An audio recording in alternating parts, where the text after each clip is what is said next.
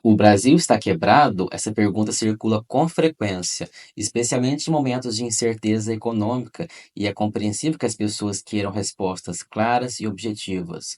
Mas a verdade não cabe em uma frase curta, e para entender a real situação do país, precisamos olhar para vários fatores simultaneamente. Quando alguém diz que um país está quebrado, normalmente está se referindo a um estado que não consegue mais arcar com suas despesas, que perdeu completamente a capacidade de honrar seus compromissos financeiros e que está à beira de uma crise incontrolável. O Brasil está nessa situação? Não, mas isso não significa que a economia esteja saudável ou livre de desafios. O cenário é complexo e envolve vários fatores internos e externos que precisam ser analisados com cuidado. O primeiro ponto a se considerar é a dívida pública. O Brasil tem uma das maiores dívidas do mundo em relação ao PIB, o que significa que o governo gasta mais do que arrecada há anos. Esse déficit crônico obriga o país a emitir títulos públicos para financiar suas despesas, aumentando os juros pagos aos investidores. Quanto maior a dívida e a percepção de risco, mais caro fica para o governo captar dinheiro. Esse é um dos grandes problemas da economia brasileira. O custo da dívida se torna um fardo que limita a capacidade do Estado de investir em áreas essenciais, como infraestrutura, saúde e educação. O país não está tecnicamente insolvente, mas a trajetória da dívida preocupa. Se as contas públicas não forem ajustadas, o risco de descontrole aumenta, o que pode levar a uma crise mais grave. Outro ponto fundamental é o crescimento econômico. Um país pode ter uma dívida elevada e ainda assim ser considerado saudável, desde que a economia cresça a um ritmo superior ao aumento da dívida. O problema do Brasil nos últimos anos é que o crescimento tem sido insuficiente para sustentar o nível de endividamento.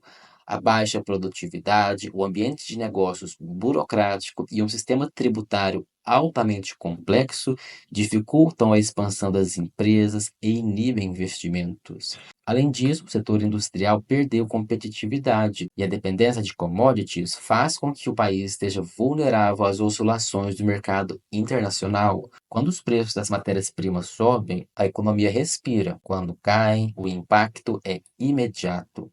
A inflação também é um fator determinante. Nos últimos anos, o Brasil passou por períodos de inflação elevada, o que corroeu o poder de compra da população e reduziu o consumo. Para conter a alta dos preços, o Banco Central elevou os juros a níveis muito altos, o que, por sua vez, encareceu o crédito e desacelerou a atividade econômica.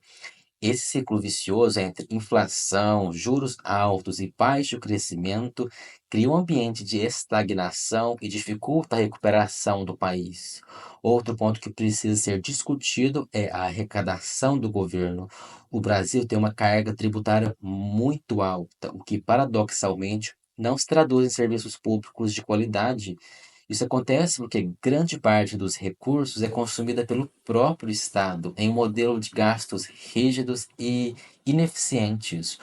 O setor público brasileiro é engessado por regras que dificultam cortes de despesas e reformas estruturais, o que perpetua um ciclo de ineficiência. A reforma administrativa, que poderia modernizar a gestão pública, não avança como deveria. E a reforma tributária, embora necessária, ainda enfrenta resistência e incertezas. Além desses fatores internos, há elementos externos que impactam diretamente a economia brasileira. O cenário global tem sido desafiador, com desaceleração de grandes economias, inflação persistente em países desenvolvidos e aumento das taxas de juros internacionais. Quando os juros sobem nos Estados Unidos, por exemplo, os investidores retiram dinheiro de mercados emergentes, como o Brasil, para buscar segurança em ativos americanos.